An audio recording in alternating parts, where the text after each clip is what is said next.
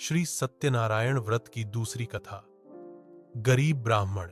एक बार काशी नगरी में एक वृद्ध ब्राह्मण रहता था। वह अत्यंत निर्धन था। भीख मांगकर ही अपना जीवन निर्वाह करता था। उसके घर में सदैव दरिद्रता छाई रहती थी। एक दिन वह बड़ा ही दुखी मन से नगर नगर भीख मांगते हुए घूम रहा था। उसी समय भगवान स्वयं वृद्ध ब्राह्मण के रूप में उसके सामने प्रकट हुए और बोले, हे ब्राह्मण, क्यों इतने दुखी रहते हो? ब्राह्मण ने हाथ जोड़कर कहा, प्रभु, मैं बहुत निर्धन हूं।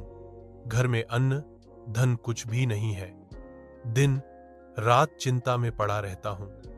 कृपया मुझे कोई ऐसा उपाय बताइए जिससे मेरी दरिद्रता दूर हो सके। भगवान विष्णु ने प्रसन्न होकर कहा, हे ब्राह्मण, तुम मेरी पूजा सत्यनारायण व्रत के रूप में करो। श्रद्धा और भक्ति से इस व्रत का पालन करने से तुम्हारे जीवन से दरिद्रता नष्ट हो जाएगी और तुम्हारे घर में सुख समृद्धि का आगमन होगा।